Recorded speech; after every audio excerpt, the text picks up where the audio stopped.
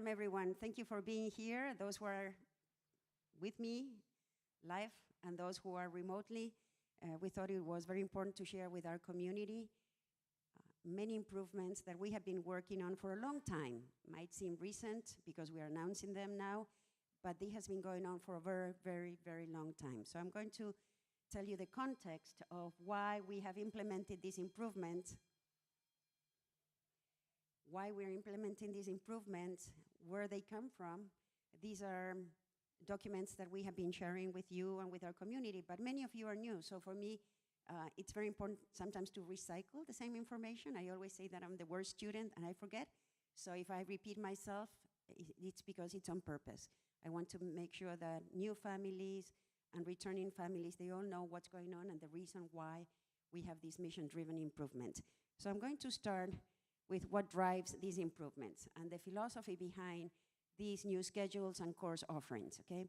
We have two sources of information, okay, at least. Our mission is what drives any improvement, any change that we implement here at St. John's. And in our mission, we say that we want academic excellence. These are highlights. We want to foster individual talent, compassionate lifelong learners, and we hope our graduates are ethical catalysts of change wherever they go. The promises we made are in our written documents for the accreditation, the growth plan, and also the strategic plan. The growth plan for the accreditation is a document that stems from the self-reflection that we underwent when the whole school went through the accreditation with it is an examination that looks into how well are we living our mission, how well are we serving our community, how well are we serving our families. That's a document, and from that document, we had 4 goals. And the other document that inspires all these improvements is the strategic plan, which is posted in our website, okay? And I'm going to get into details for that. But the main reason is that we are one school. We have 3 divisions, and for our parents and our students and our teachers to have that continuity from one division to the other is very important. Another fact is that in certain divisions, when we have 4-day weeks because of holidays or different reasons, we change the schedule. And it's very confusing for the parents to keep track and for the students to keep track. FYI, there are 36 weeks in our academic calendar. 12 weeks are 4-day weeks. So it means that 1/3 of our schedule is different from the routine of the other 24 weeks. And it's confusing.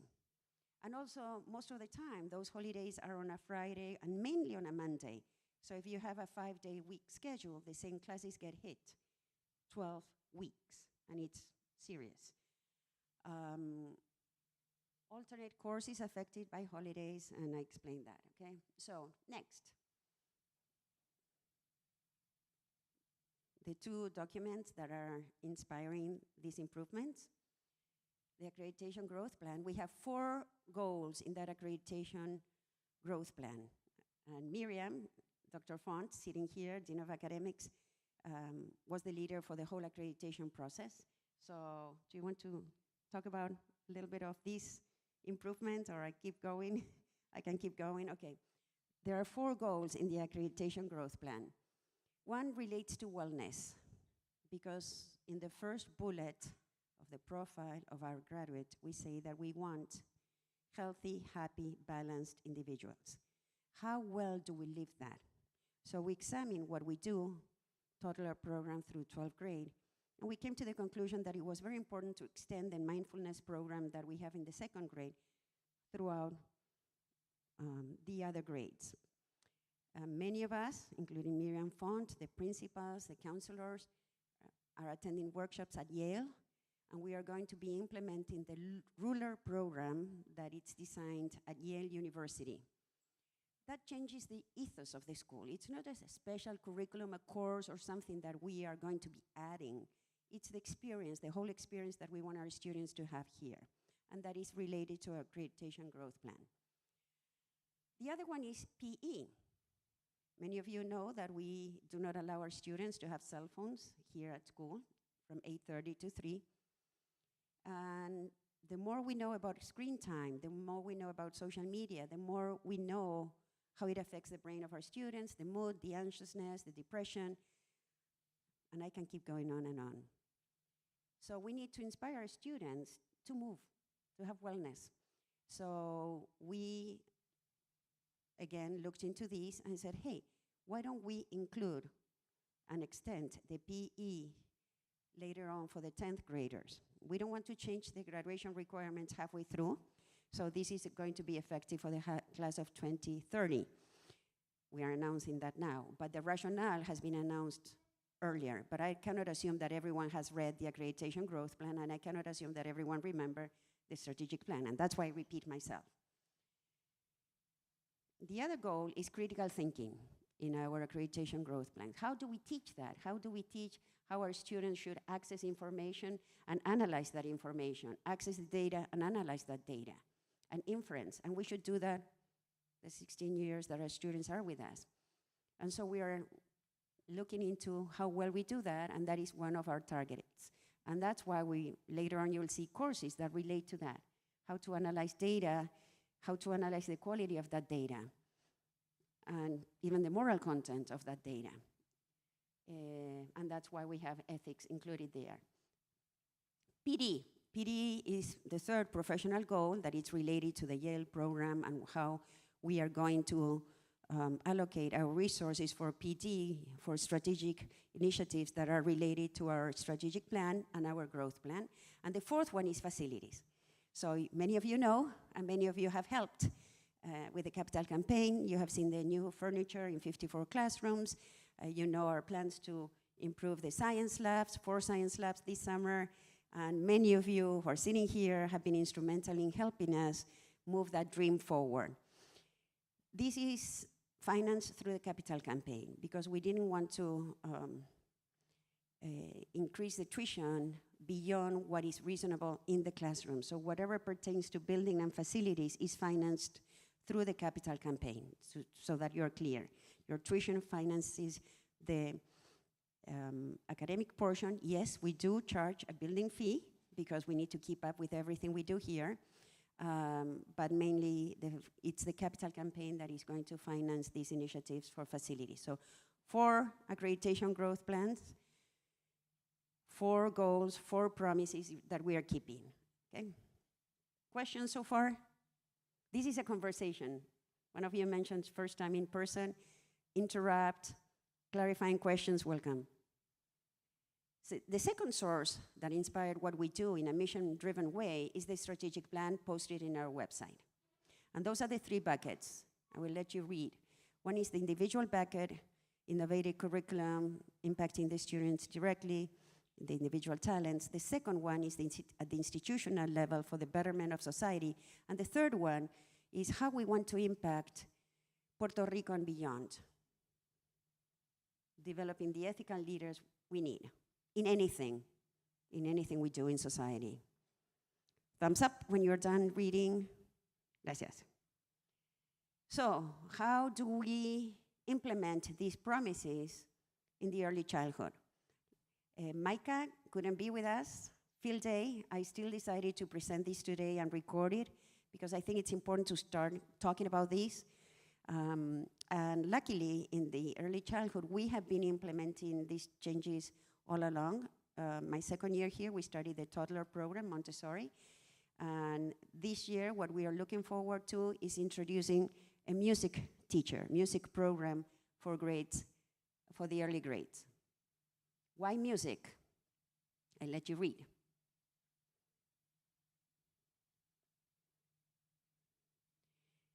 This is from Micah and Rebecca. Music really uses the same neurological connections for math and world languages. So when you are having fun, you're not only singing, you're not only getting happier in life. Please dance, please sing, please listen to music, whatever you like. But if our little ones learn that, the connections with the academic life and happiness, again, remember, the bullet of the graduate begins with our toddlers, okay? Happy, well-balanced, healthy individuals. So we are introducing music. How does it work?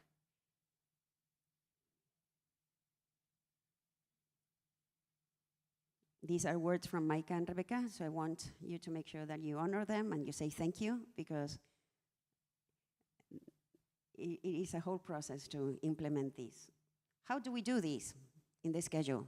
We need to fit in a full-time teacher that will teach in an age-appropriate way music to our students. And this would be the schedule of the person we hire. Second grade is taught by David Velez, our lovely teacher, but these early ages will be taught by a new person that we are hiring, okay? Questions? Right now, what's going on right now? Rafa, our PE teacher, loves bringing a guitar and singing to the little ones when he's free. I cannot tell you how amazing our teachers are. And then we see the toddlers dancing around that guitar, and Rafa, very happy, playing the guitar. And they said, we need to do this. We need to do this in a scheduled, purposeful way, because it's amazing how much children enjoy music, little ones. So if you have little ones at home, please, please, please listen to music, dance with them. If you're like me, I cannot sing. I would always play a cassette at that time with my daughters. Music is very important. Include that music in your lives for you, the adults, and for the little ones. So questions on early childhood, not major changes, but this is, for example, a schedule, how it looks like. In September, we worked with a consultant, scheduling consultant from ISM, Independent School Management. And one of the lessons learned is how to rotate the classes so that you don't hit the students when they are sleepy in the morning, tired before lunch, sleepy after lunch, nappy time. So that's why you see the cascading, rotating schedule. So whoever is teaching the students do not get with the same mood, okay?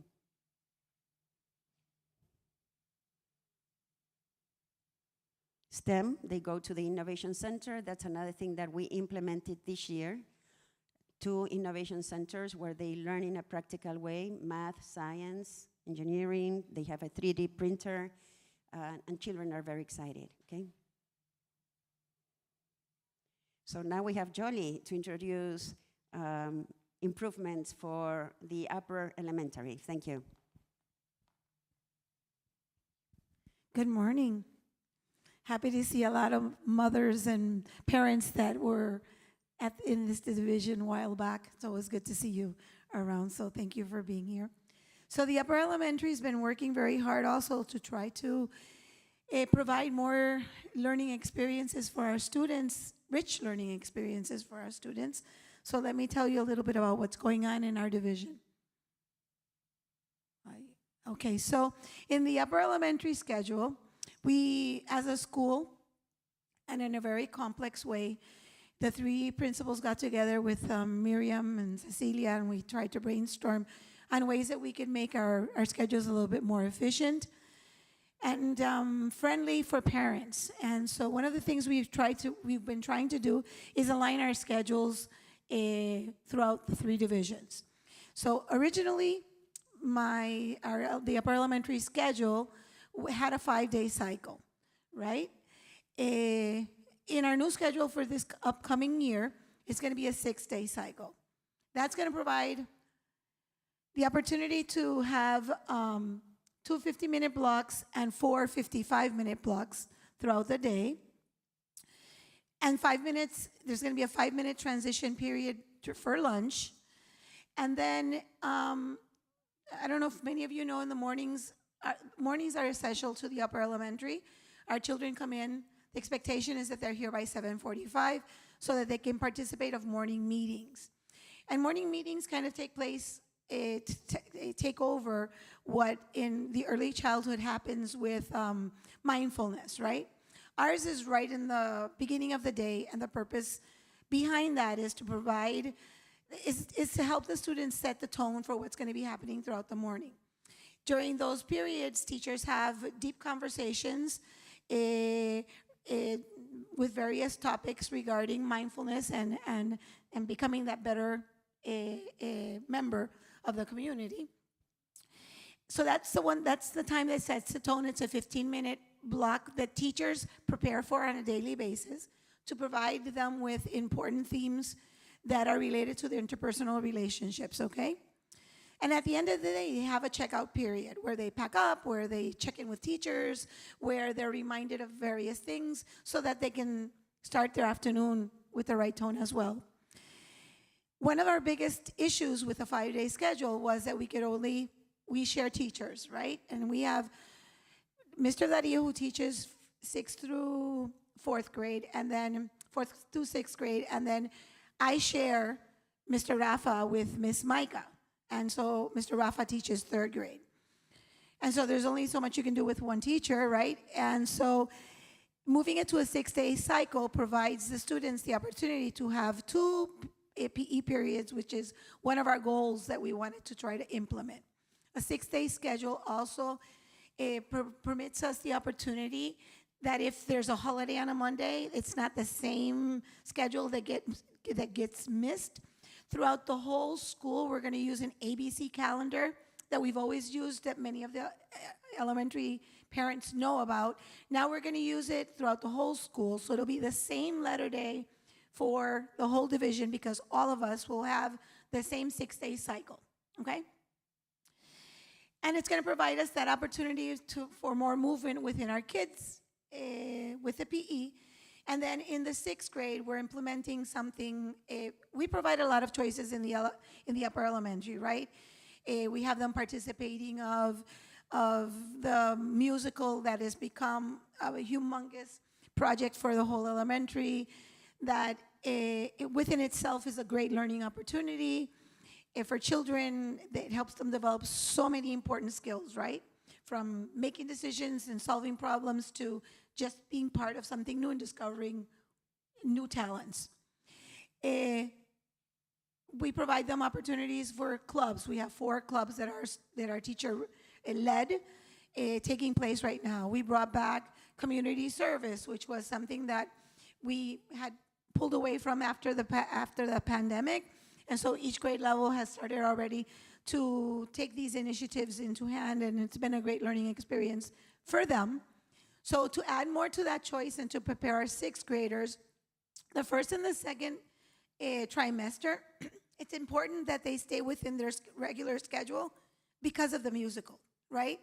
They're the stars of that musical. They're the owners. It's their last elementary project, so they're the main cast. And they have a very active participation. So first trimester and second trimester, they're going to stay within their schedule. But during the 3rd trimester, we're going to provide them the choice to be able to choose that special that they enjoyed the most and have the opportunity to repeat it. It's going to be our pilot program next year.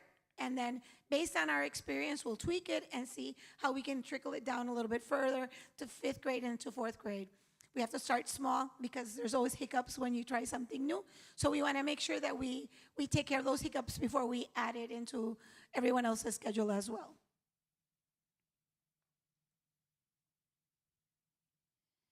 And so as part of what we want to do, throughout the years, we've always provided opportunity for students that present a special talent in any of the subjects, right? Our teachers do a really good job at differentiating. And this year, we're lucky to have an instructional coach. She's around somewhere. She'll probably be here in a little bit. That works hand in hand with the teachers to provide them the support they need so that meaningful differentiation can take place in each one of the classrooms. She's back there, Miss Fefi Townsend, if you want to say hi. She's in charge of working with the teachers. She's their coach. She sets plans with the teachers, and they set goals, and she works hand in hand. She's in the classroom all the time, so if you've heard about Miss Fefi, that's the face that goes with the name. So a lot of differentiation takes place, but when a child is very advanced in a specific subject, it requires something else. So this measure that we have here, if you see at the bottom, there's specific expectations. We're a data-driven school. Dr. Miriam Fund our Dean of Academics, and Dr. Ormo, our data specialist, sit constantly with teachers to look at data. And so based on the information we collect from our data, these are the requirements that we've used throughout the years, and it's in the handbook, the student handbook, to accelerate students. But what happens? When you accelerate a student more than a grade, when they're in 6th grade and they have to go to the 7th grade to take 7th grade math, for us we made it happen through the years. And 95% of these students are extremely responsible, so they found a way to make up the classes that they missed.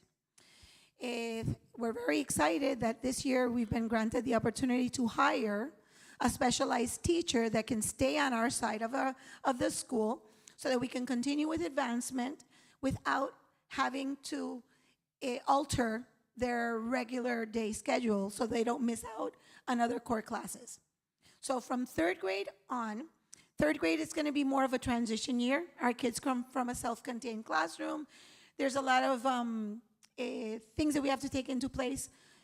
There's data that we need to collect from these students to see really where they are.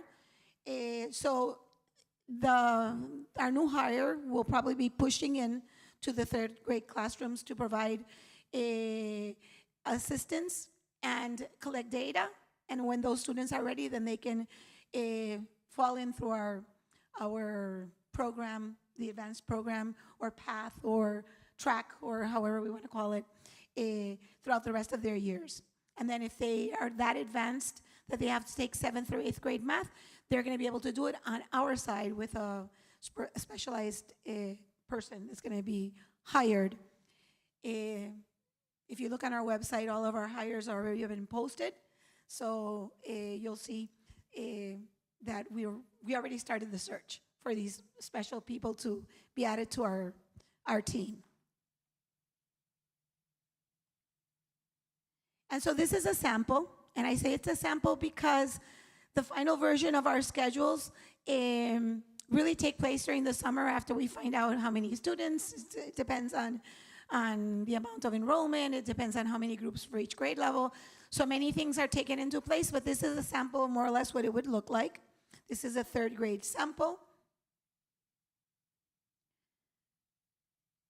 This is a 4th grade sample.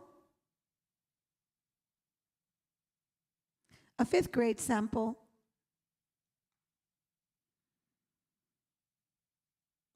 And a 6th grade sample. So basically, 3rd grade is a big transition, moving from a self-contained classroom to having to move from one classroom to another for specialized, with the teachers that specialize in each one of these subjects. So they come from a one teacher classroom and an assistant to 5 teachers, and then having to make sure that they can follow through on the schedule eventually. So with the 3rd grade, we take our baby steps until we prepare them. Fefi, is there anything you'd like to add? No, I think you said everything. Good morning, everyone. We're super excited about, hi, YouTube. We're super excited about our new math program, and if there's anything that I could do to help you out or help your students, please let me know. One last thing I want to say about the math advancement program. These requirements, just so you know, since we're a data-driven school and we do take this very seriously, after CTPs, we sit down with all the information of these CTPs with the teachers, and that's where we identify students that could fit into this type of a program. And then there's many things that take place, teacher recommendations, all the data, and then we usually get in touch with these parents towards the end of the semester. Some parents don't want their children in a track like this, and they decide that, no, my child's not ready, let them stay in the regular group, which is perfectly fine, because we do differentiate within groups as well. And others decide that they want to go through this process, right? We're very strict with the process because it's going to require a lot from the student, and they're still young. So just so you know. Doubts or questions? See?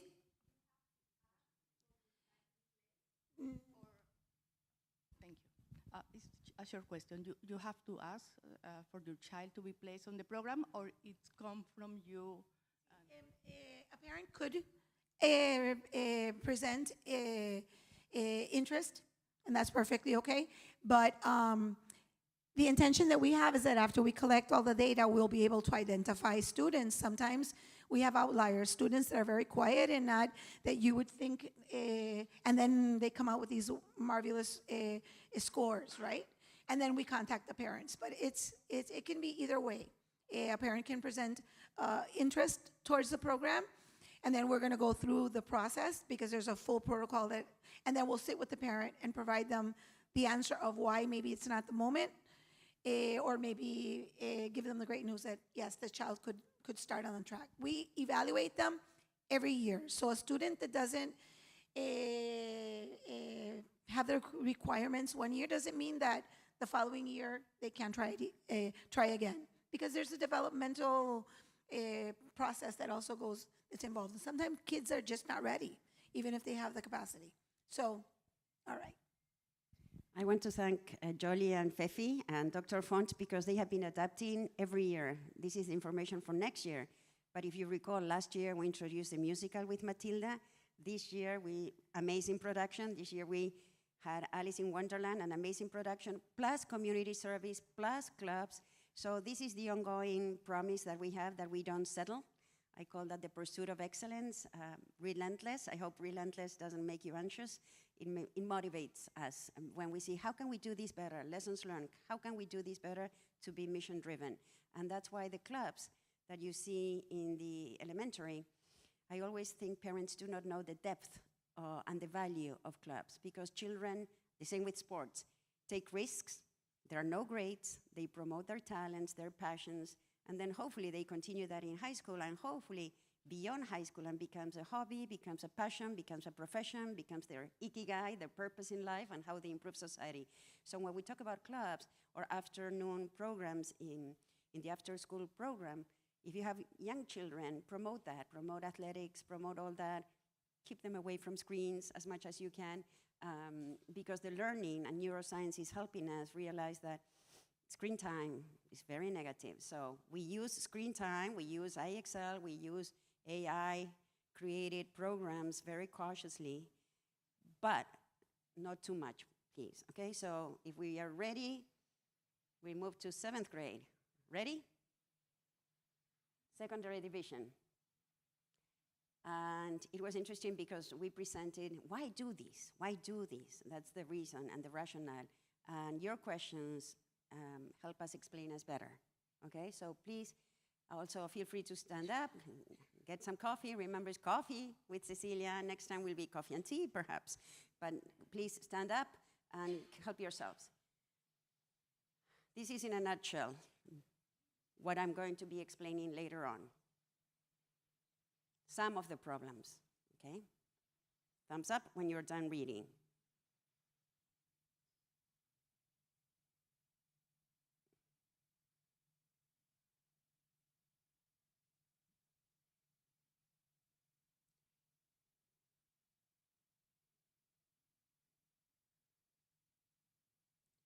So, remember what I mentioned about 12 weeks being 4-day weeks?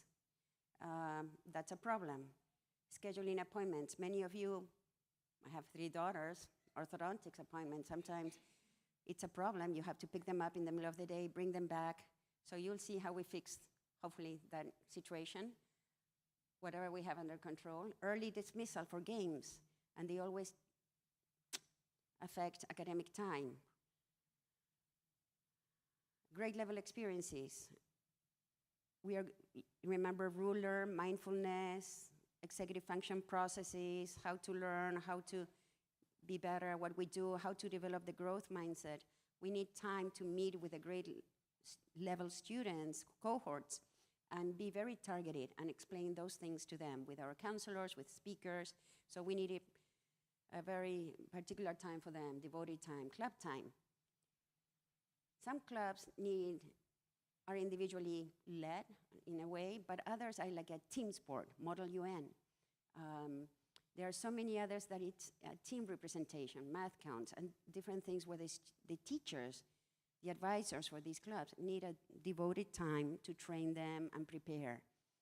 When do we do that? And if we do that after 3 o'clock, how does that compete with athletics? And again, remember what I said about clubs. For some of you, it might be, clubs, it doesn't matter. Take more APs. No, clubs matter.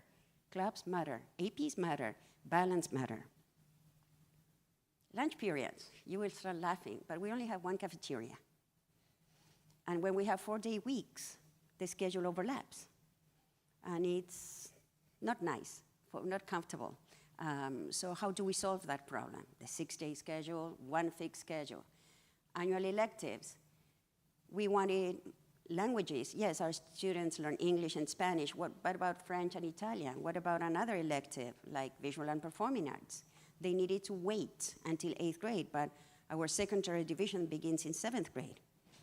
Okay, so these are, be mindful of the problems. Community service, now it's required. And some of our children would love to leave a notch earlier to avoid traffic jams, notorious here, Los Tapones, and do community service in different places, nearby, walk or drive. So these are problems that we see, and I'm sure you can list 10 more from your end, okay? Our current schedule, it's a 5-day schedule. We begin at 8:30, we finish at 3 o'clock. You're familiar with that, snack time and lunch.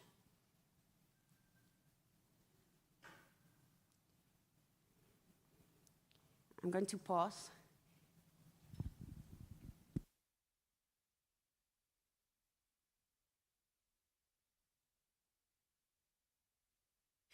The class time and the flex time is where we have WIN for those who are in the secondary division. For example, assemblies. WIN is what I need, and we have office hours for our teachers, so students can meet with them. And lunchtime, questions? A 4-day week. Reduced class time, still beginning at 8:30, finishing at 3. 10th and 12th grade, again, finishing at 3 p.m., beginning at 8:30. And I'm mentioning that because it's going to change slightly. Not too much. Not too much. We know teenagers need to sleep. The new schedule, ready? Okay. I repeat myself. I'll give you time to read. Thumbs up when you're done.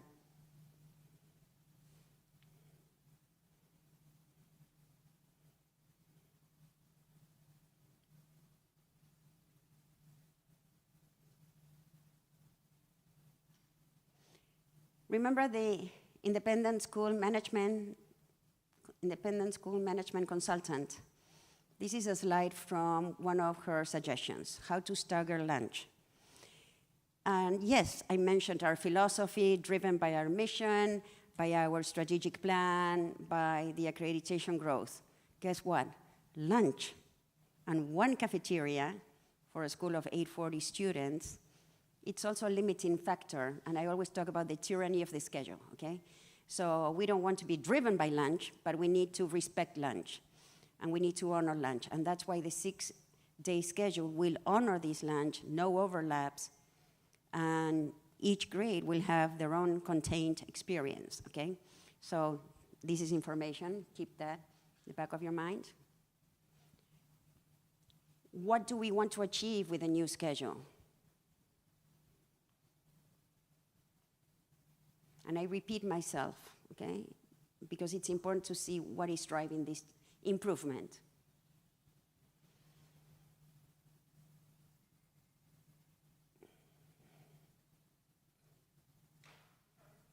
Yes. The classes are going to be actually extended from 15 minutes. I'm going to show the schedule now. The day is going to begin at 8:20, 10 minutes earlier, and it's going to finish 10 minutes more. The classes are going to be extended to 55 minutes and meet 4 times in a 6-day cycle. And thank you for the question. Snack, it's going to remain the middle of the day. And the rationale is always you don't want to have more than 2 academic periods in a row because children get tired. We need passing time for them to go to the restroom, get books, whatever it is. Our teachers need the same.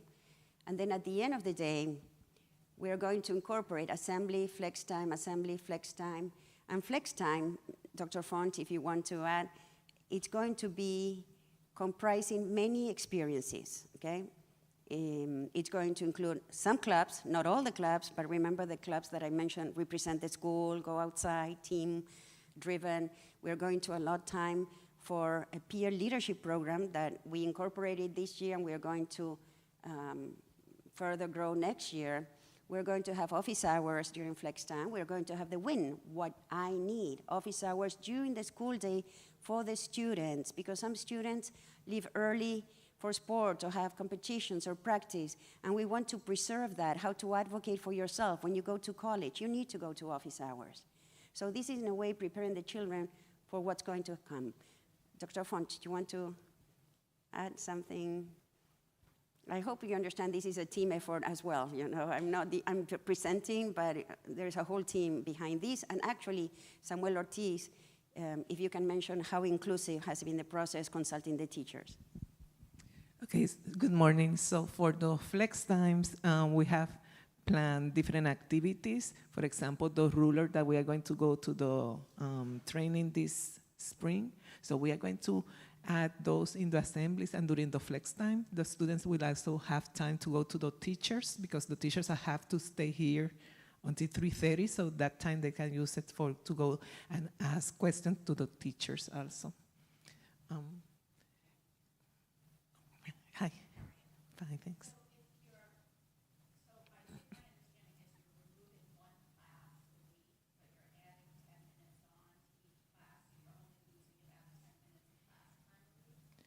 Correctly. Good math.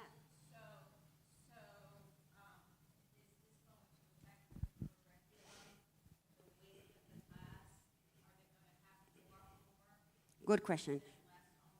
No. Thank you. Great question. Whether her math is correct, because we have a 6-day cycle rather than a 5-day cycle, we're going to deduct 5 minutes, 10 minutes, about 10 minutes per cycle. We believe that the depth of what you can teach in 55 minutes is going to compensate for that. We also believe that the content and the skills are not going to be hurt by that amount of time, because if you remember, I said that we have 12 weeks where we have a different schedule with shorter classes. 12 weeks is some of you came here after I explained this. 12 weeks with a shorter schedule, shorter classes, is 1/3 of the experience. We have 36 classes in the academic calendar. So yes and no. If we go strictly by the math, are you missing time? Yeah. But if you go by the experience, we don't think so. Bingo, she said, less interrupted. That's the key. And I don't know whether to say this or not, but it's the truth, and many of you have children in the secondary division. College prep, we're a college preparatory school. College guidance, college counseling do not have a devoted time when they can meet with the students. So what they have been doing is magic, okay? They ask the English teacher, may I borrow your 10th grade class this week so I can meet with the 10th graders? May I borrow your math class with 11th graders so I can meet with the 11th graders? May I borrow your history class so I can meet? That's not a college prep school. That we have amazing results in spite of that. But the peace and order, remember that I mentioned at the very beginning, for college guidance, and I worked at schools that devote 2 periods per cycle to college guidance starting junior year or before. And it's amazing what you can do when you have college prep, where you can build a resume together, when you can have conversations, you get to know the students. By the time the school writes a letter for your child, The counselors thoroughly know your students, whether they are driven or not, or whether they go to the college counseling office, they come to you. And so that's another thing that's happening in Flex Time, and that's another thing that we are introducing in the courses that we are going to be introducing next year. And for us, it's very important, peace and order. And that's why the teachers were very involved when Samuel Ortiz, the principal in our secondary division, introduced these, and they were very happy with these improvements. Another thing, many of you know that I'm not for tutors. I don't believe that parents should pay for tutors, because I think the teacher should know whether they need to do remedial teaching or not. By having office hours during the school day, we are promoting that. Then it's up to you if you want to pay for tutors, okay? But we need to know if the teachers are doing their job. The teachers need to know, and I always have this example. You all have a tutor. You don't have a tutor. This side doesn't have a tutor. I give you a test. You do wonderfully well. You don't. I say, what's the problem with you guys? Instead of saying, Cecilia, you should reteach that. And that's why we don't want parents to pay for tutors. We want to be the school that provides that. The teachers need to know that. I was a teacher for 27 years. I needed to know if the low performance on a test was because I didn't teach that well, and I needed to reteach that. So that's why I repeat myself. Eventually, I hope the whole community will understand. So 7th and 9th grade schedule, lunch earlier than the 12th graders and juniors. Right now, juniors and seniors can leave for lunch. Yes, question, 1 second. No, interrupt. No, it's not interrupt, it's a conversation. I don't like the speaker, but okay. So I understand you want the teachers to teach the subjects, but it's difficult to communicate to the school if you feel a teacher isn't teaching a subject because you don't want your student targeted. So how do we resolve that? Good. The question is, what happens when the teachers need a push to do their job with excellence? You talk to Samuel, you send an email to Samuel, you copy Miriam Font, you copy Cecilia, and whoops, it has to happen. That's our promise to you, academic excellence. So you need to communicate no retaliation from the part of the teacher, but we need to know if anyone is underperforming, as you need to know if your students are underperforming. So we need to know if a student is not meeting the expectations. We need to know. And teacher evaluations, that's coming. That's coming, okay? That's coming. It's, for those who do not know, my 3rd year here. And I learned that in Puerto Rico, you need to introduce improvements, but people think of changes and not improvements, little by little. And to change the culture a little by little, it's important. And so for those who are new to the school, last year we introduced the trimester system that was a whole revolute. Why trimesters? And it was feedback. You parents need to know every 6 weeks, not every 18 weeks, how your students are doing. So every 6 weeks, you have either a progress report or a report card. This year, trimesters go on. Some people, there was fear for any change, oh, it's going to affect college acceptances. We had the best college acceptance last year ever, okay? Multiple acceptances to top-notch schools, okay? So the fear of trimesters as a change, yes, you can talk about drawbacks, benefits and drawbacks, and depending on who you ask. My moral compass was teachers need to grade on time. So if you're not grading on time, at least every 6 weeks, you need to be on time. Students need to know if they, and imagine you're a ship, and you need to go to port, but the ship is deviating 2 degrees. Do you want to know 18 weeks after sailing or 6 weeks after sailing? I'd rather learn that I'm not in the right direction every 6 weeks and not every 18 weeks. By that time, I'll be in another continent. So yes, the relentless pursuit of excellence is ongoing. How to develop trust as a new leader is very important for me. And so how to have the vision for improvements that we keep implementing for the sake of everyone. This year, I didn't say, we had equity workload compensation analysis for all our employees. And we analyzed whether there was equity, how is the workload, how is the compensation. Do you need to know that as parents? The board knows, Cecilia knows, the leadership knows, the employees know, the coaches know, the teachers know, everyone knows. So how to little by little implement those improvements are very important for me and for everyone in our leadership team. So yes, I'm used to class evaluations where it's a communication between the student and the teacher. Every trimester I would do that, okay, as a teacher. So how to implement those improvements, Miriam Font, Dean of Academics, is also in that relentless pursuit of excellence, so thank you. Of course, of course, of course, of course, yes, yes. Those are very useful.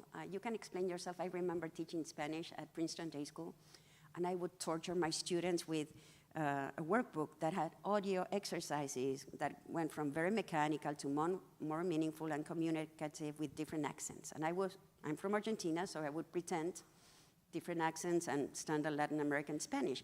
But that workbook had every accent. And I would assign that, and the students would have to answer and listen to that, and became so fluent so quickly. And they hated that. So in the evaluations, we hate these audio exercises. So the first trimester I got, we hate these audio exercises. And it was very useful for me to explain to them. I know it's serious, but you don't know how fluent you are becoming, how you're exposed to different accents. So it helped me as a teacher. And so I think the class evaluations are very useful feedback for the teacher. And I think it should be every trimester. It could be every trimester for the teacher. It could be mid-year for the teacher and the department head to have those conversations. Yes, more questions? You're opening a can of worms. Okay. My question is, who will be doing those evaluations, the teachers or the students? Well, in my case, I would start with the students, okay? In my 3 years of experience here, guess what? I have many parents do the evaluation with me every year. And they come and meet with me. And they come and meet with Samuel, and with Jolie, and with Micah, and with Dr. Font. So whether you know it or not, we are receiving evaluations informally. Institutionally, as a system, we don't have a parent evaluation, but that's something to consider. Again, I have many anecdotes. My daughters went to Princeton Charter School, and we did have a parent evaluation. So it's not new, but it would be very new for this school. And again, the culture of the school, how much change can we introduce? I'm not saying we are doing this, full disclaimer, I'm not doing that, parent evaluations, no, gracias, not yet, okay? But I invite that feedback. And those who know me know that as much as I can speak with parents, I want to receive you, okay? And the same with Dr. Font. Go to Dr. Font, she's the Dean of Academics. You have concerns, bombard her, Jolie, Micah, they are open, okay? My 2 cents for what it's worth. You know, I have older kids, gone all the way through multiple levels. I've had a lot of schooling myself. So I do think parent evaluations would be helpful to the school because sometimes the kids don't know enough to know what is normal, what's not normal. You know what I mean? It may be more helpful to you to get our input, you know. Yes, and we live that parent partnership. I'm very mindful of the time, so I'm going to continue. Again, if you see that,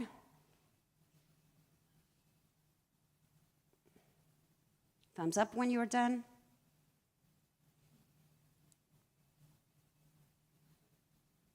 Thumbs up? Muy bien, clase. So what are we doing grade by grade? You saw the advanced math program, choice. In the 7th and 8th grade, we are going to add that 8th block, because all these began 18 months ago. Samuel Ortiz wanted an 8th block for more electives. Remember individual talents in our mission? We couldn't do that, okay? So where do we have the individual talents in the secondary division? We needed an 8th block. Something has to give, okay? Something has to give. We have an extended day. 7th grade, full elective block. Now, if you want band, French or Italian, you can take an annual elective, not a trimester elective. 8th grade, ethics, public speaking, and innovation. 9th and 12th grade, everyone in 9th grade will take AP Computer Science Principles, okay? Not just the top-notch students or those who want to. Everyone. They need to know how to code, logic, access, and analyze data, 21st century skill. 10th grade, PE optional. Remember, we cannot add a requirement halfway through graduation. In a way, we could, but we prefer to make it optional, the PE. And college counseling will have 2 blocks to meet with the students, set aside. So the 8th block is not to do much, much more, but it's to do something that is relevant. 9th grade, ethics, optional, college counseling, okay? Set aside. And if you can switch, do you have the other presentation? No? Okay. So there was, it's very important to understand that we are doing this to create peace and order with all of you, with our students, okay? Yes, we are adding 10 minutes at the beginning of the school day. Yes, we are adding 10 minutes at the end of the school day. In the Flex Time, we are going to be doing the Peer Leadership Program, which is a very special program we started this year, where older students meet with younger students. Next year, we'll have a cohort of juniors and seniors who are going to be taking a class and then leading workshops with the younger students. The juniors will have an internship program at the end of their junior year with professionals across the street or wherever they need to structure their internship program.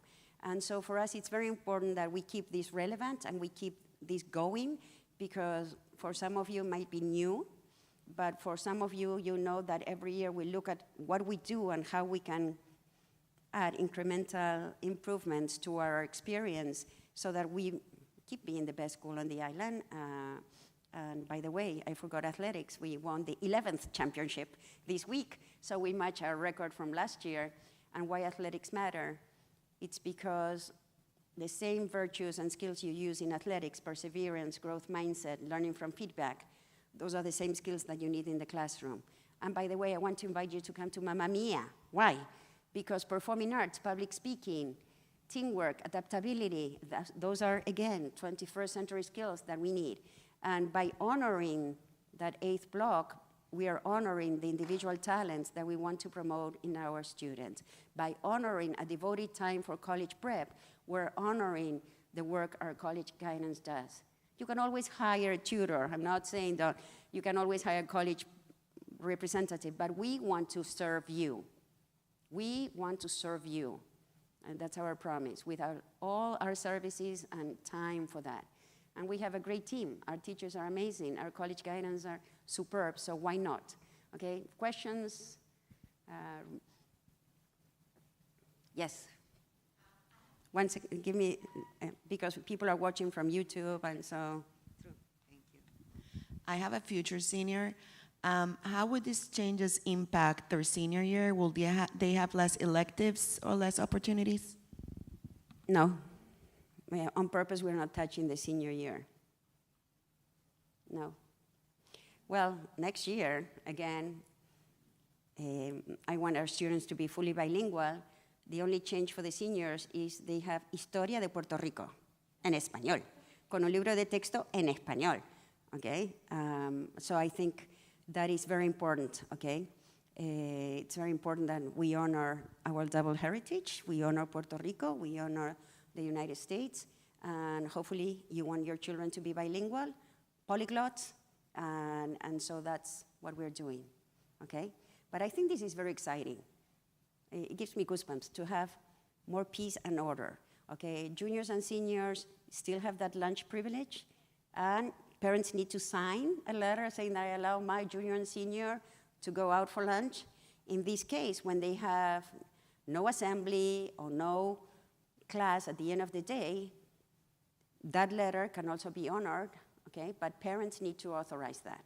And why? Again, 10th graders don't have the maturity to handle that freedom. 11th graders, a little bit, so parents decide. 12th graders, they need to get used to that. College is happening, and in college, you don't have 7 hours of class time. So how do you manage your freedom slowly is very important. We are a college prep school, and that's also part of the philosophy behind this schedule, okay? More questions, comments, reactions? We have the active student here. Gracias.